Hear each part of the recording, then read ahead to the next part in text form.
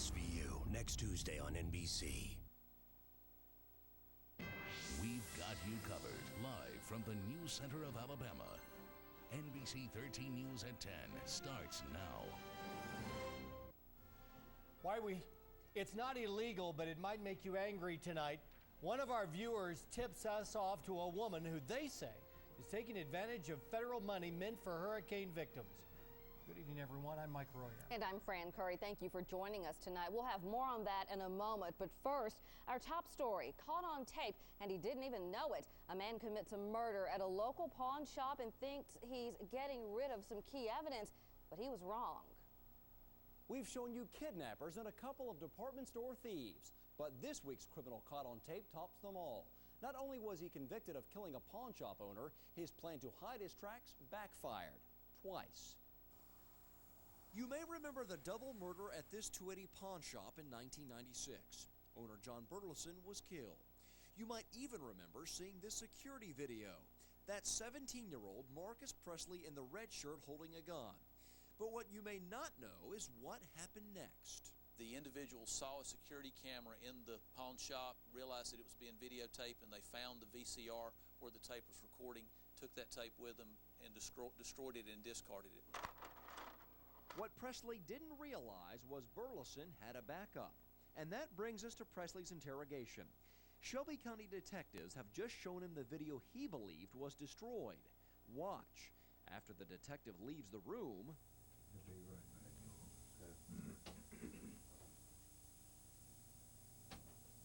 Presley then looks up to make sure the coast is clear, waits a couple of seconds before reaching over and pulling the tape out of the VCR and destroying what he thought was the last copy of his crime by ripping it to pieces. What Presley didn't know was detectives were watching the whole time, and it was all caught on tape. What'd you do to my tape? I didn't do nothing. What'd you do to my tape? I didn't do that. You didn't do that? It didn't do it by itself? I didn't do it. Both the surveillance video and the video of the interrogation were both introduced to the jury, and so actually the jury twice got to see him committing crimes on videotape, and this ultimately led and played a great role in his conviction of capital murder on both counts. Now, Presley was originally given the death penalty, but since the Supreme Court ruled juvenile offenders could not be put to death, his sentence was converted to life without parole. Presley is currently being held at Holman Prison in Atmore, Alabama. We've got you covered. John Papke, NBC 13 News. And remember this, caught on tape at the Galleria, the shopping frenzy on the day after Thanksgiving. Shoppers pushing and shoving. So what will the shopping be like this Friday? The NBC 13 investigators find out what's been fixed and hear from the woman who's still suing because of it. That's tomorrow night at 10. Now an NBC 13 News follow-up. Is she taking advantage or does she have every right to be there? Tonight, NBC 13 follows up to a hurricane evacuee staying at a local hotel on FEMA money, taxpayers' money. NBC 13's Elizabeth Arts joins us live with more tonight. Elizabeth. Well, Mike, we met Ann Thompson on Sunday when we were doing a story on FEMA and hurricane evacuees. That's when we received a couple of emails from viewers suggesting that Thompson owns a second home in Alabama, even though she's staying in a hotel room that's being paid for by FEMA. So tonight, we followed up with Ann Thompson. As we first reported Sunday night, Ann Thompson is a hurricane evacuee staying off and on at a local hotel paid for by the Federal Emergency Management Agency. Only part of the time, just, you know, from time to time. And I've been staying at a house that I have in Winfield. It's her house in Winfield that's causing controversy. If Thompson owns a second house in Winfield, then why would she need to stay in a government-funded hotel room? I don't feel like I have to explain this. I don't feel that I'm obligated to explain this to you. Maybe I would be obligated to FEMA to explain it. But there is an explanation. Thompson tells us she inherited the Winfield house from her mother. It suffered Hurricane Ivan damage that's never been repaired, and the house is not livable. I stay here for a few days when it gets unbearably cold and things like that. Ann Thompson's home in New Orleans was located less than a mile from two levees. When Hurricane Katrina hit, her house filled up with 2 feet of water. Photographs show the water line. I have been staying in shelters with relatives, with friends in Mississippi. We asked FEMA about her situation. Jay Aker explains it's not illegal, but says it's not the intent of FEMA's housing program to provide hotel rooms for people who do not need them. Thompson maintains she does not have a livable residence and hopes to get more FEMA assistance. I'm hoping to get a FEMA trailer so that I can have a place to stay in order to repair my house in New Orleans. Now, we want to make it clear that FEMA does not believe that Thompson is doing anything illegal. However, there are scam artists out there, unfortunately, and FEMA has set up a hotline for anyone who suspects anyone who is scamming FEMA, and that phone number is 1-800-323-8603. We've got you covered live. Elizabeth Arts, NBC 13 News. In fact, 4 suspected scam artists did get arrested in Montgomery yesterday. They're accused of applying for benefits, claiming that Hurricane Katrina damaged their rental property. Together, they ended up getting more than $10,000 from FEMA. Investigators say the claims were fraud. Meantime, legitimate hurricane evacuees are getting more time to get back on their feet. FEMA was going to stop paying for hotel rooms December 1st, but now it's extending the program through January 7th in several states, including here in Alabama. Nearly 3 months after Hurricane Katrina and Rita, storm victims are staying in more than 52,000 hotel rooms across the country. Now to a story we've been following all evening. A toddler is being treated for burns tonight after falling into a pile of burning leaves. It happened in Alabaster this afternoon. Firefighters say the child was taken to Alabaster Fire Station number 2, then flown by helicopter to Children's Hospital. 2 adults suffered minor injuries as well. A 13-year-old Oak Grove high school student is charged with a felony. He's accused of assaulting another 13-year-old. The incident happened November 8th in the school's gym locker room. Authorities say a 180-pound 13-year-old reportedly hit, then kicked a 100-pound 13-year-old after he had been allegedly bullied. The victim had internal injuries and had to be hospitalized. School officials say they have handled the incident based on school policy. You know, the students out there have to understand the seriousness of what can happen. The kid that committed this assault, obviously, he needs to take a good long look at what's possible, the pain that he's caused. Yesterday, the victim's mother filed charges in family court because the 13-year-old is a first-time offender. Sergeant Christian says he'll likely get the counseling he needs so this won't happen again. Well, the afternoon commute in Birmingham can be wild at times, but this may top everything. A 3-car crash, a fire truck accident, and a teenage shooting. NBC 13's Chris Pallone tries to sort it all out. It happened around 4. The green car you see here collided with the blue pickup truck at the intersection of Decatur Highway and 40th Avenue North in Birmingham. The impact sending the truck spinning into this black car. Not that extraordinary, but what happens next is witnesses say 2 teenagers in the green car started running away from the scene until the 2 young women in the black car told them to stop and wait for police. Then they let them take refuge in their car. They said there was someone shooting at them, so we told them to get in the car, and they asked to use the phone. They used the phone, and they called some people, and they just said they had been shot. Some guy back behind there shot at them, and they were just trying to get away, and they needed to get away from here, and she told them, no, you have to stay. It turns out one of the teens did have a gunshot wound in his shoulder. His friend eventually ran. The shooting victim is in stable condition at the hospital, and police are trying to sort out how he got shot. Police say the pair was armed. I was scared for him, so we let them because, we didn't want anything to happen to them. They're like 15 years old, so they're young. The action wasn't over yet. A car tried to go around a fire truck responding to the wreck and shooting and crashed into it. No one besides the shooting victim was hurt. We've got you covered. Chris Pallone, NBC 13 News. An East Alabama fast food restaurant is the latest target in a string of robberies. 4 armed men wearing masks and carrying guns walked into the Hardee's on Highway 202 and robbed the store. This happened Monday night in Anniston. The robbers locked the employees in the freezer of the store before fleeing. Shortly after, the employees were able to escape unharmed, and they called police. Pretty much the standard for these people that are doing the robberies. They rob the employees, any customers, and the store as well. And this was the same scenario. So far, there have been more than 40 robberies in Calhoun, Etowah, and Talladega counties since June 29th. About a dozen people have been arrested. And new at 10 tonight, it might sound like there's a growing drug problem at the University of Alabama, but is that the whole story? Tonight, NBC 13's Jennifer Hale is live on campus with the story behind a huge increase in drug arrests on campus. Jennifer. Well, Mike, Fran, this is a copy of the latest campus security report from UA Police.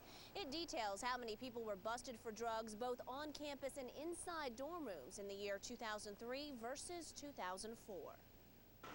They aren't huge numbers, but statistically, it is a large increase. Drug arrests more than tripling. In 2003, 7 people were arrested on campus for drug violations. In 2004, that number jumped to 30.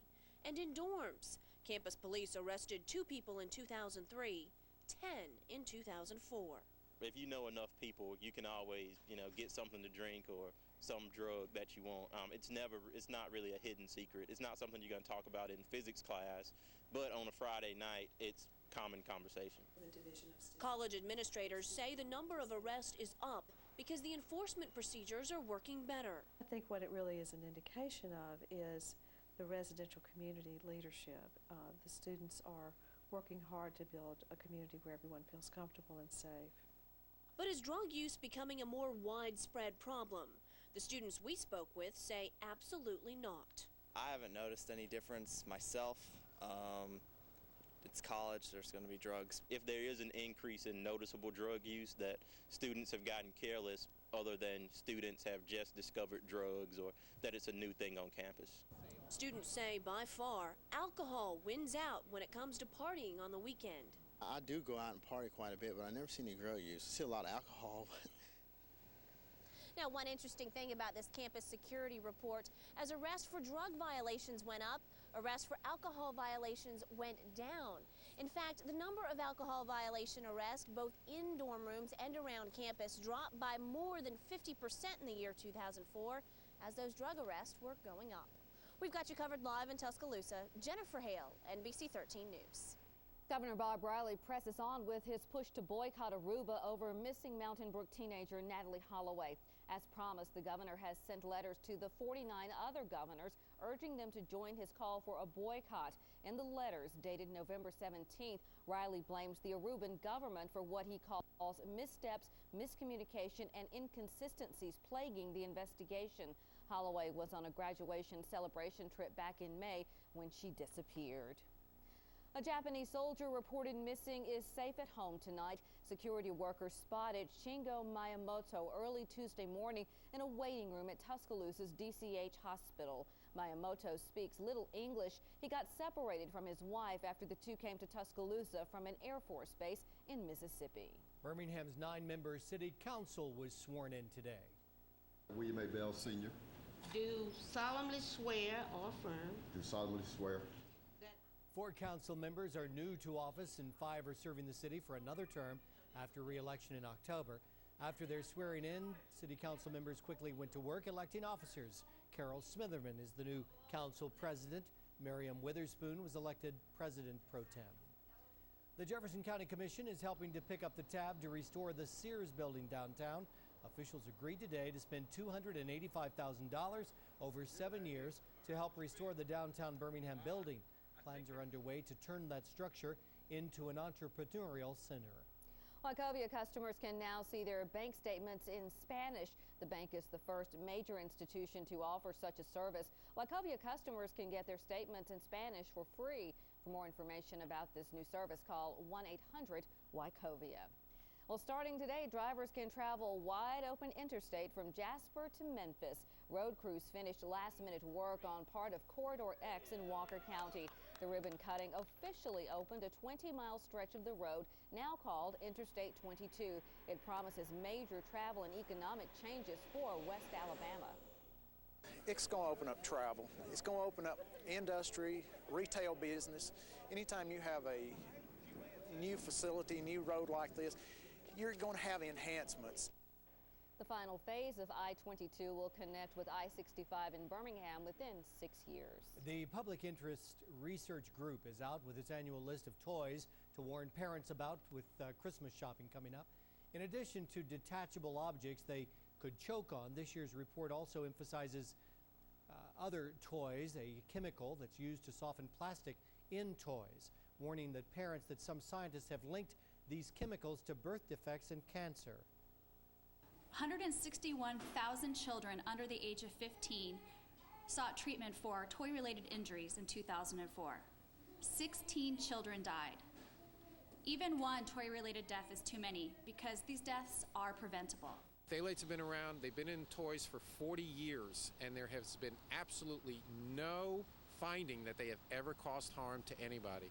For additional information, parents can go to our website at NBC13.com to learn more about toy safety. A book drive kicked off today for the Big Brothers Big Sisters of Greater Birmingham. Today, youngsters picked out their favorite book at the Barnes & Noble at the Summit, and now they need you to buy it so they can have it under their Christmas tree. The holiday book drive lasts until December 6th. And it's not just books, but toys and clothes some area youngsters want and need for Christmas. That's why NBC 13 and the Salvation Army are teaming up once again for the Angel Tree Drive. If you would like to adopt an angel to help a needy family, you can find a tree at Brookwood Village Mall and at Watermark Place in Bessemer. Well, does it seem like the holiday season to you? It seems like it got here too fast or something. Well, sometimes the best way to get into the spirit of the season is through some good music. A local family, in fact 3 sisters and their brother, have just released their Christmas album. In this family, you start playing violin when you're 5 years old. Here's tonight's Spirit of Alabama report.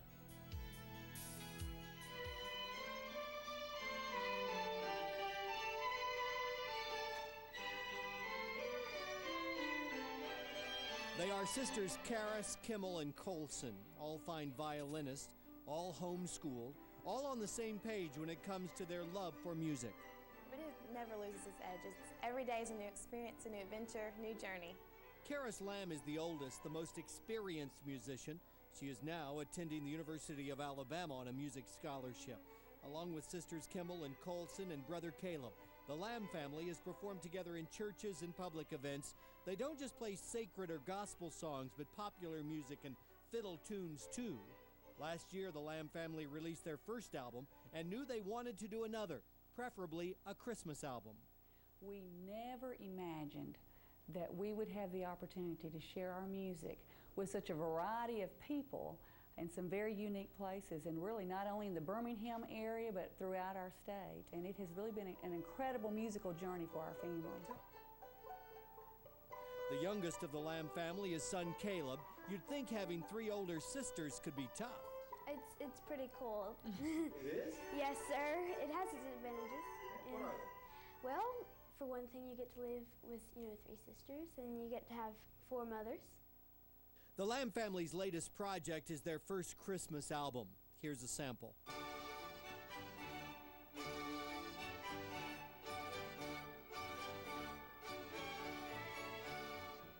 Huge collection of different Christmas carols, sacred ones, traditional ones. We're debuting our new vocal release, and it's just been a lot of fun, a lot of work, but we are so happy that it's out. This is just a real traditional type of Christmas album, from Sleigh Ride to Silent Night. We've got the beautiful White Christmas, I'll Be Home for Christmas, and yet Hark the Herald Angels Sing. What child is this? If you'd like to know more about the album or more about the Lamb family, you can visit their website at lambfamilymusic.com, and we've made a link to their website at NBC13.com. That's the Lamb family, and that's tonight's Spirit of Alabama. They say Karis, the older one, sets the standard for the younger ones, and they all want to be as good or maybe even better than her. And they're an interesting family, bright kids, and very talented. They are so very talented, and I like the brothers' perspective. 4 mommies never heard. That's not bad. That's good. Not bad. They're really and again, good. You can go to our website if you want to know more about the album. I didn't quite have that musical talent. I still don't. No, I don't. Never will. Nowhere near. Well, Jerry, a cold night tonight. It's a cold night. The winds have gone away. That's Yes, good that news. is The good. temperatures are dropping, and that's going to be a factor in the morning, folks. We had some clouds across the area today, but many of us, at least from, let's say, Pell City on west and south, had a fair amount of sunshine. The clouds very stubborn for you folks around Fort Payne. Around Boaz, too, it stayed cloudy for much of the day, finally going away towards sunset. Now we're dealing with clouds coming in from the northwest. Temperatures have really fallen since sunset this evening, but I think they'll level off now with that blanket of clouds coming in. On Doppler radar, despite the clouds, no sign of any precipitation. It will be dry overnight and dry during the day tomorrow as well. On WeatherNet 13, another one of those nights with a big range of temperatures. North Highland School in Jasper, where it's calm, 29 degrees already. FarmLinks hole number 5 in Fayetteville, also calm at 30.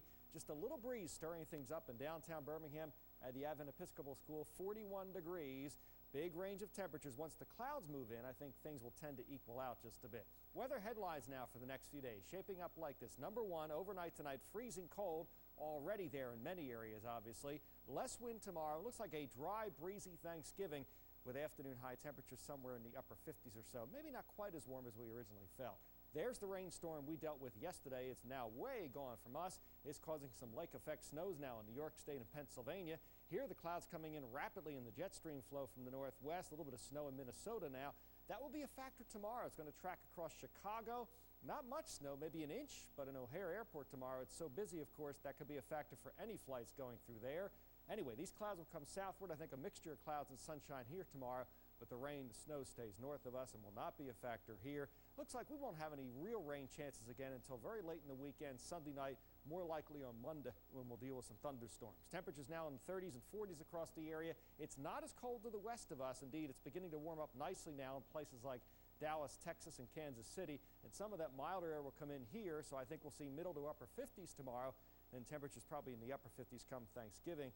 And it may cool down just a bit on Friday before it warms up again this weekend. We could easily see the 60s by Sunday, so up and down temperature department over the next several days. Now, here's a system we were looking at earlier today, and it looks like this big average wintertime low pressure area, but as we go through the last several hours, looks to me like it's spinning away now and trying to develop an eye here. This could well be becoming Tropical Storm Delta developing here in the Atlantic. It will never affect the U.S. mainland. It's well southwest of the Azores. It would just be another addition to the incredible Atlantic hurricane season. Overnight weather plus forecast, clouds arriving and cold, 32 for the low temperature during the day tomorrow. Cloudy periods a bit more comfortable though despite the clouds, 59 the afternoon high. Your weather plus 7-day forecast where your weekend is always in view. Mixture of clouds and sunshine tomorrow and 59 degrees. A chilly breeze on Thanksgiving Day, upper 50s for the high. I think dry and cool Friday and Saturday. Probably a little warmer on Sunday. Maybe some thunderstorms Sunday night, especially though during the day on Monday. We had a good time earlier today. I want to thank everyone who came out. It's the 11th one, the 11th annual Can-a-thon. We had it in 2 places this year, both at the Colonial Brookwood Village as well as the Summit. And I think everyone had a great time, and I'm glad to see so many folks come out and again be generous with their support. A lot of hungry folks out there and a lot of people trying to help them out this season. That's right. Just by the community's generosity, a lot of people who would not have had Thanksgiving dinner will now. So we really, really appreciate it. Thank you. Thank you very much. You bet. Jerry, thank you. Well, if Mike Shula gets the raise everybody's talking about, he'll be right up there in TV sports director money. Yeah. And then way beyond. Yeah, so we're going to talk a little bit about that as well. And also basketball season rolling around for UAB. They're going to tip things off on Friday afternoon. We'll hear from Mike Anderson and the crew when we return.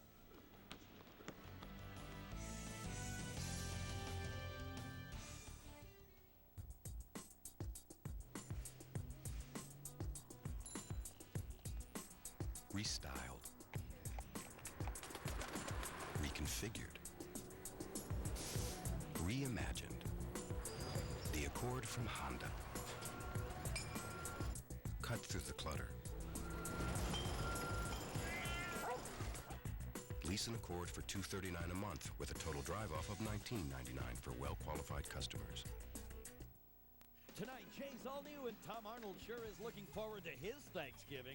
Every member of my family that's not in prison is going to be there. That's right now. Plus, LA Laker coach Phil Jackson and the police videos you got to see to believe. Then on Conan, Usher, Colin Quinn, and a chilling look into the future. All new tonight. Wachovia is here. Here for dreams and realities. Here to lend when you're ready. To lend advice when you're unsure. Here for blue and green tongues. Here, even when you can't be. Wherever you are financially, Wachovia is right there with you. Now with the people and resources of South Trust. Wachovia. This Friday, 5 to 11 a.m. only. Get up and get to your Walmart for huge savings on the coolest stuff. Like Garth Brooks, the limited series box set for only $25. Or a Star Wars electronic lightsaber from Hasbro for just $8. And a Philips 2-gig MP3 player for only $99.72. Get it all bright and early this Friday, 5 to 11 a.m. at Walmart. For the holidays, home for the holidays. The Chevy Red Tag event is here, delivering the #1 one selling cars, trucks, and SUVs in America. Most of them tagged with great holiday prices.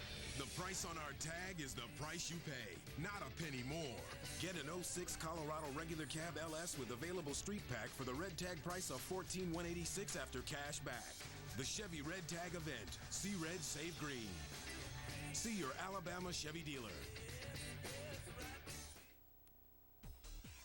Now, NBC 13 Sports with Don Hawes.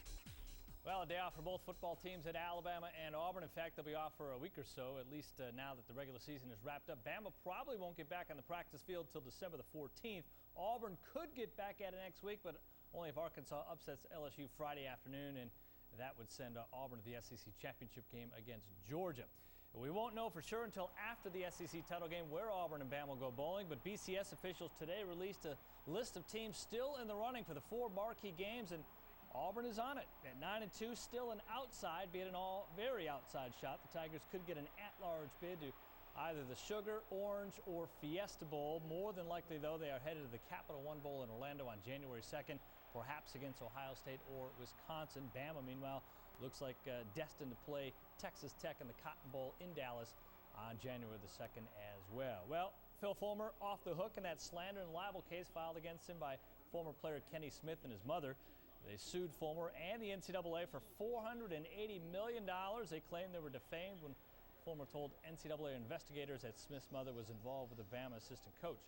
A Knox County judge dismissed that suit based on statute of limitations. The OVC All-Conference team announced today offense, Jacksonville State well represented. Clay Green, Rod Olds, Kamani Brown all on the first team, along with Cortland Finnegan from Samford as the return specialist. Finnegan also making a spot on the defensive team. You see a defensive back along with Kenny Brown from Jacksonville State. Well, the UAB men's basketball team will spend Thanksgiving on the road.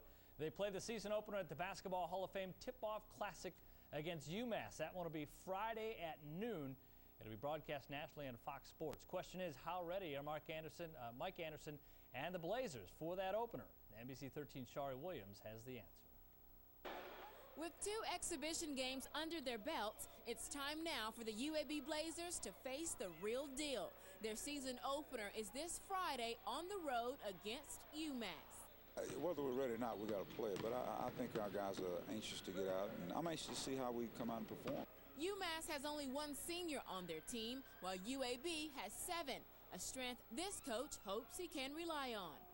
You would like to rely on that, but at the same time, in a game of this setting, especially, they've had 2 games to play. We haven't played any. When the Blazers played the Minutemen on Friday, they would not have been in a game situation in 10 days. But Coach Mike Anderson says he's confident that his players can still play the fastest 40 minutes in basketball. I always tell our guys, let's take our practice to the game, and if we can continue to simulate the practice we have, and we can take the energy level to the game, then I think we'll be okay. And although UMass has a leg up on the number of games they've played this season, the UAB players say they're ready to showcase their transition style of play. That's all we do, go up and down. We don't have, so to speak, a big man, so we have to keep the game going up and down, and hopefully they'll get tired before we do. When we play each other in practice, it's just like, it's war out there, so Coach say when we play another team, it should be easy, and that's how we look at it. We've got you covered with the UAB men's basketball team. Shari Williams, NBC 13 Sports. Of course, that's the team that went to the second round of the NCAA tournament last year.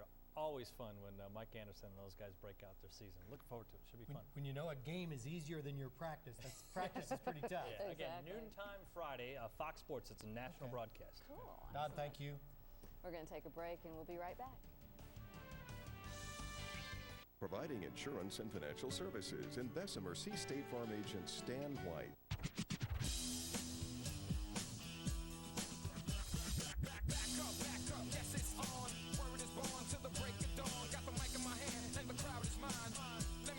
With its Hemi power and muscular styling, nice car, mister. Nice bike. It can make anyone feel like one bad dude. Charger Unleashed. During November only, get a $1,000 bonus cash allowance that gets you a Dodge Charger SE for around $22 grand. Oh, that's a keeper. Yeah, oh yeah. Screensaver. Wait, you gotta see this one. Look. Oh. Who knew woodchucks would attack like that? It's like a brown furry missile coming right at you. Tell better stories in the 270 horsepower, 7-passenger Nissan Pathfinder.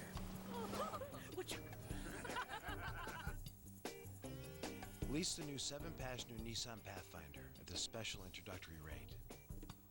Your Alabama Buick dealer's Red Tag event features the 2005 LeSabre. It's the highest-ranked full-size car in initial quality, with a luxury ride and an estimated 29 miles per gallon highway. Now, this LeSabre Custom with special wheels and sound package can be yours for around $22,100 after all offers. $22,100 for a LeSabre. The price on our tag is the price you pay, not a penny more. See your Alabama Buick dealer. And good night. The Target 2-day sale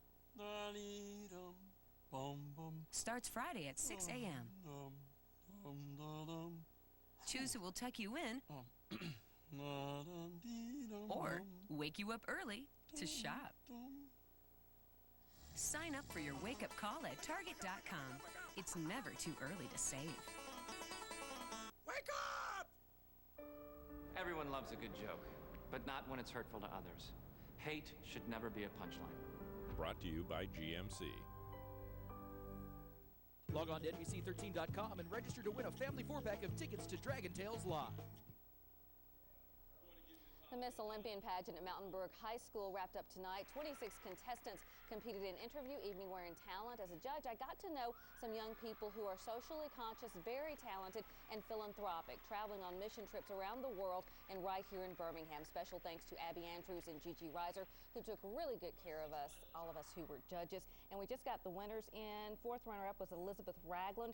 Third runner-up, Gina Casey. Second alternate, Mary Catherine Bushnell. First alternate, Mary Close, and the winner, Sarah Caroline Wilcox. Miss Olympian, a huge deal at that school. I know. And on the level of college-like performances, talented, smart, just ready they're to go high school girls. Yeah, right? ready to go to Miss America, actually. Wow, that's outstanding. Great. Thanks for watching NBC 13 News at 10. Jay Leno's next. We've got you covered bright and early tomorrow morning starting at 5 a.m. Have a great night. Long Lewis Ford has 05 cars for only $11,990. Highway 150 in Hoover. Mad dashes for the lowest price. Caught on tape. A woman trampled last year in the holiday shopping craze. What's being done to prevent more injuries this year? That's tomorrow on NBC 13 News at 10.